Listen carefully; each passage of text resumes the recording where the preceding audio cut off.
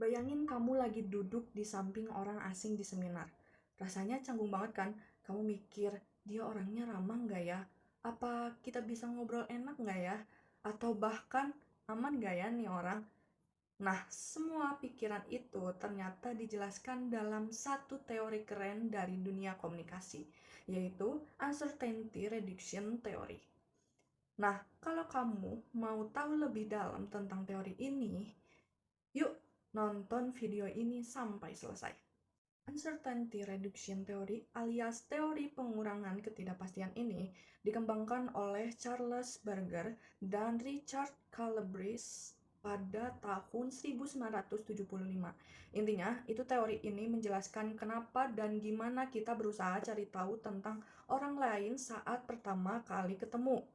Kita, manusia, gak nyaman sama yang gak pasti. Jadi, waktu kita ketemu orang baru, kita secara otomatis nyari tahu supaya interaksinya terasa lebih aman dan nyaman. Nah, ada 3 jenis ketidakpastian yang biasa muncul.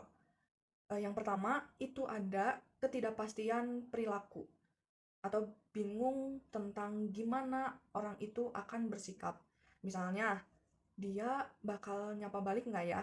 Kayak gitu. Yang kedua, ada ketidakpastian kognitif.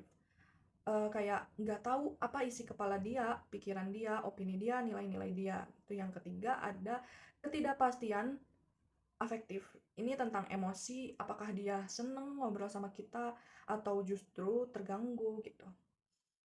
Nah, gimana cara kita ngurangin ketidakpastian itu? Ada 3 strategi. Yang pertama itu strategi pasif. Kita ngamatin aja, lihat gestur tubuh, ekspresi wajah, gaya ngomong gitu. Terus yang kedua ada strategi aktif. Itu tanya-tanya ke orang lain, dia orangnya kayak gimana sih? Kayak gitu.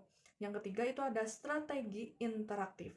Nah, ini yang paling langsung. Kita ngobrol langsung sama dia, nanya ini itu, atau sharing cerita pribadi sedikit demi sedikit. Sekarang masuk ke bagian paling seru, 7 aksioma dari teori ini. Bayangin ini kayak rumus sederhana tentang hubungan komunikasi dan ketidakpastian. Yang pertama, semakin banyak komunikasi verbal, semakin rendah ketidakpastian. Tapi hati-hati, terlalu banyak ngomong juga bisa bikin orang makin curiga. Yang kedua, ada ekspresi nonverbal. Nah, ini tuh membantu banget. Senyum, anggukan, eye contact, terus bikin orang jadi lebih percaya gitu. Terus yang ketiga ada kita bakal nyari info dasar tentang orang lain, kerja di mana, asalnya di mana, dan lain-lain. Tapi kalau masih belum nyaman, orang pasti lebih cenderung nahan info pribadinya. Yang ketiga ada pembukaan diri, self disclosure. Nah, cerita sedikit-sedikit tentang diri kita bisa bikin lawan bicara lebih terbuka juga gitu. Yang kelima itu ada timbal balik. Kalau kamu jujur, orang lain juga lebih mungkin jujur. Ini bikin hubungan dua arah yang sehat. Yang keenam ada kesamaan. Ini tuh bikin lebih akrab. Misalnya kamu kayak tahu kalian sama-sama K-pop.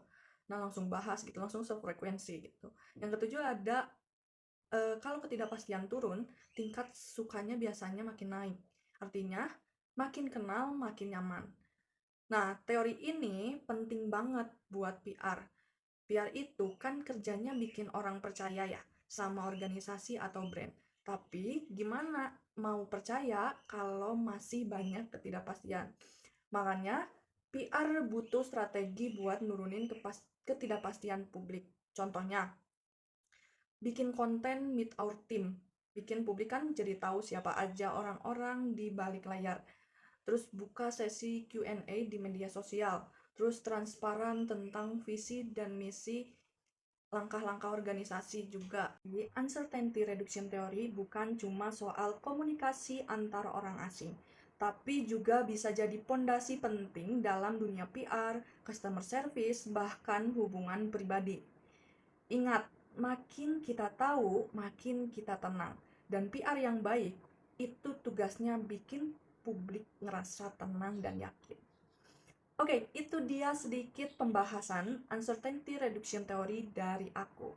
Next, kita bahas apa lagi ya? Bye!